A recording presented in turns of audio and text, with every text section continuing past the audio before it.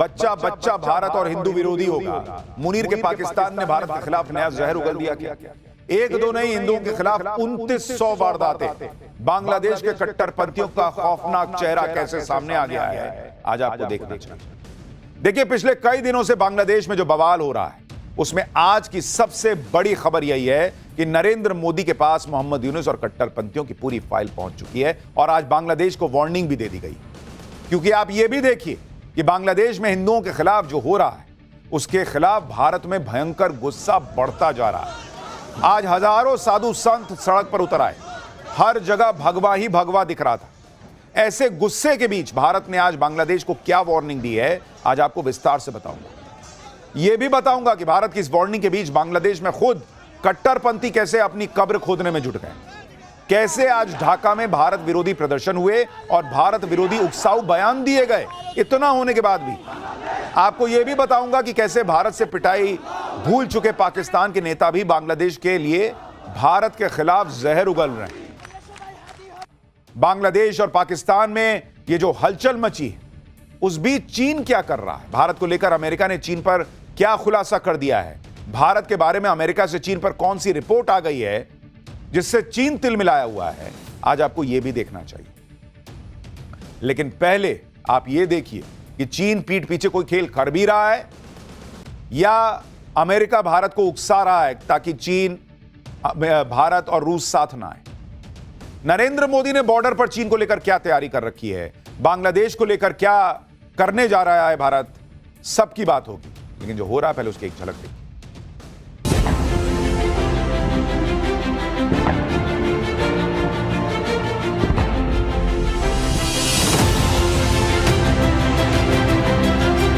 We condemn the recent gruesome killing of a Hindu youth in Mymensingh.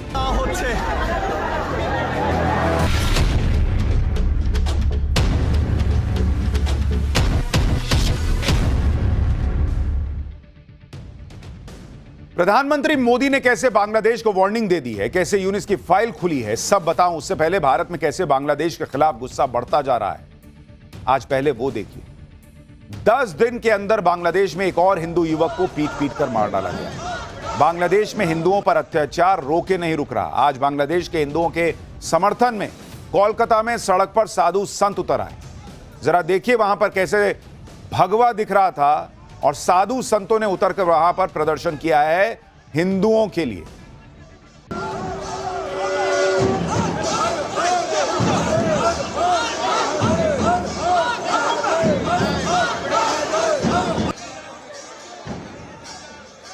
साधु संतों के साथ BJP नेता शुवेंदु अधिकारी थे, जिन्होंने कोलकाता में बांग्लादेश हाई डिप्टी कमीशन के दफ्तर तक मार्च निकाला। शुवेंदु अधिकारी ने मार्च निकालते हुए कहा कि वो आज बांग्लादेश के डिप्टी हाई कमीशन के लोगों से मिलकर ही जाएंगे, नहीं तो 5 लाख साधु यहीं धरने पर बैठ जाएं। सुनिए बीजेपी नेता ने क्या कहा। 1000 साधु मठ मंदिर से निकल के आया है।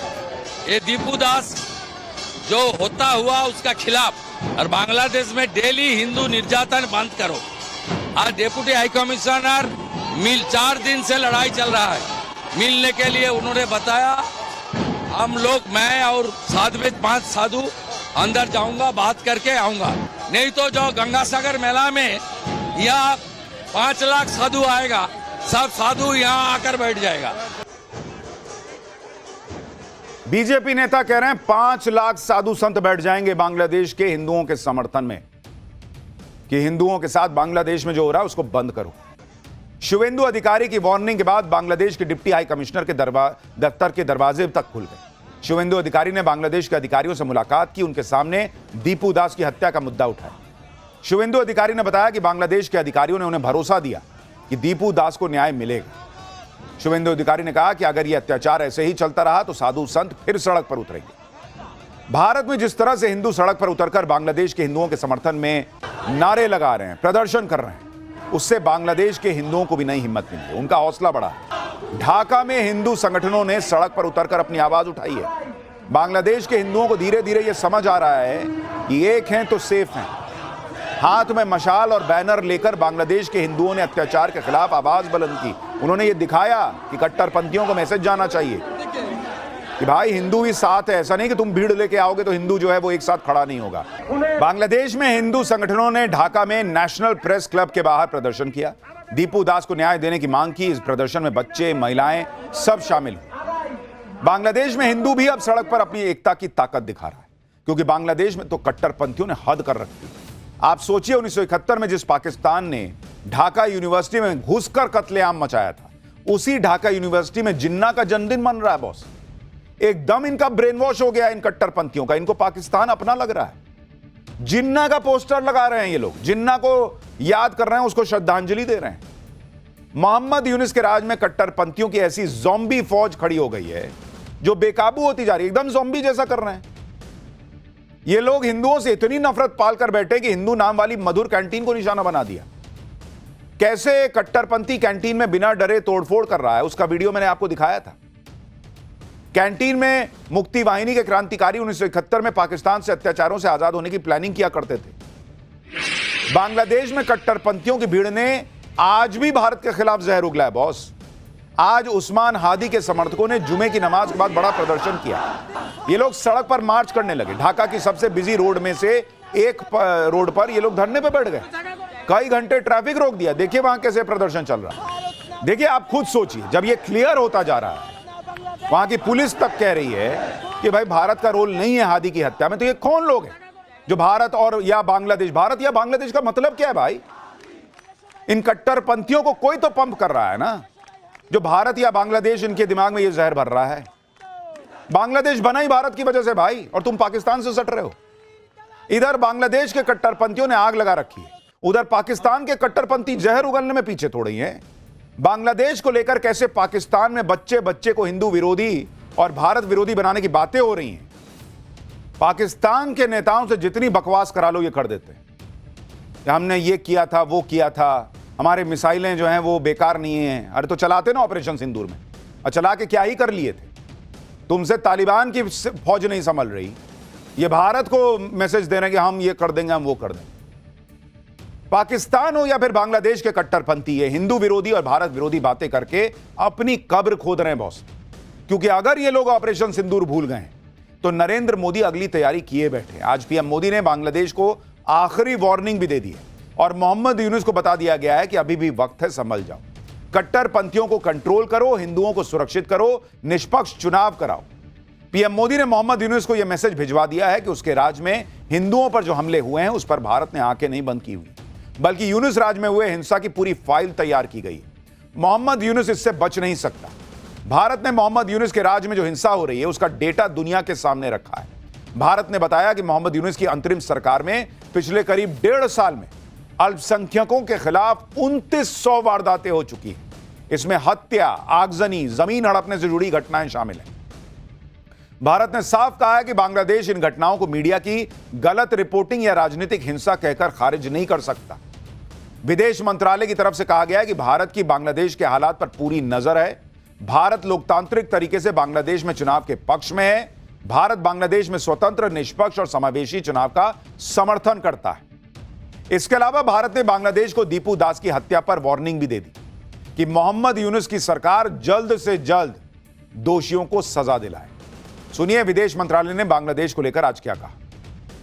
The unremitting hostility against minorities in Bangladesh, including Hindus, Christians and Buddhists, at the hands of extremists is a matter of grave concern. We condemn the recent gruesome killing of a Hindu youth in Maiwen Singh and expect that the perpetrators of the crime would be brought to justice. यानी भारत दुनिया को बता रहा है कि पाकिस्तान तो 2 कौड़ी का है ही, उससे कटकर बना बांग्लादेश भी अब वैसी ही हरकतें कर रहा है और वहां अल्पसंख्यक सुरक्षित नहीं है जिसमें ज्यादातर हिंदू हैं। इधर नरेंद्र मोदी ने बांग्लादेश को डिप्लोमेटिक तरीके से वार्निंग दे दी। उधर हमारे देश में कुछ नेता ऐसे हैं जो हिंदुओं के लिए ही आवाज नहीं उठा रहे, ऊपर से तर्क दे रहे हैं कि ऐसे जुल्म तो हमारे यहां भी होते हैं। ये लोग वही भाषा बोल रहे हैं जो बांग्लादेश के एजेंडे को सूट करता है। जब पूरे भारत में हिंदुओं के लिए आवाज उठ रही है जिससे बांग्लादेश के हिंदुओं को हिम्मत मिल रही है, उस वक्त हमारे यहां कुछ नेता भारत को लिंचिस्तान बता रहे हैं। ओडिशा में एक मुस्लिम शख्स की भीड़ ने हत्या कर दी। इस पर महबूबा मुफ्ती की बेटी इल्तिजा मुफ्ती ने भारत को लिंचिस्तान बता दिया। इल्तिजा मुफ्ती भारत को लिंचिस्तान कह रही हैं तो दूसरी तरफ मौलाना साजिद रशीदी हैं जो कह रहे हैं कि भाई बांग्लादेश में लोगों के साथ क्या हो रहा है उससे उन्हें क्या मतलब है। खुद सुनिए।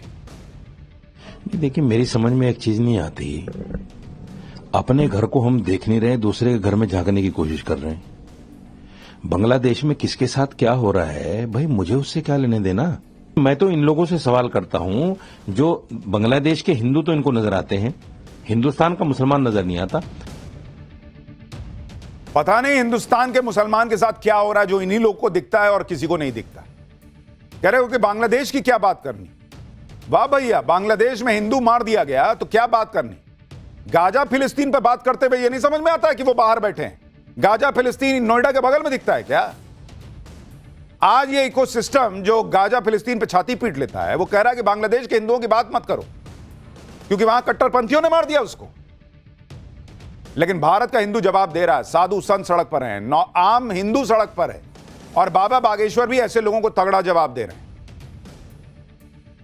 हम भारत में केवल एक संदेशा देना चाहते हैं कि यदि बांग्लादेश जैसी स्थिति आप अपने भारत में नहीं देखना चाहते तो यही समय है, सही समय है, अभी नहीं तो कभी नहीं। यदि हिंदू एक आज नहीं हुआ, हिंदू एकजुट नहीं हुआ तो वो दिन दूर नहीं जब भारत के और छत्तीसगढ़ के चौराहों पर ऐसा जो बांग्लादेश में हुआ वो देखा ना जाए।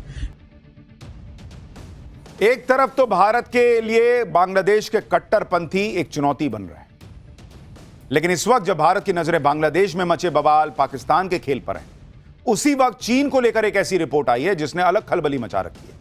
चीन को लेकर यह रिपोर्ट अमेरिका से आई और इसमें भारत के पीठ पीछे चीन के खेल के बारे में 5 खुलासे किए हैं जो अमेरिका ने किए। अमेरिका कह रहा है इस रिपोर्ट में, पहला खुलासा कि चीन इस कोशिश में है कि भारत और अमेरिका के रिश्ते अच्छे ना हो।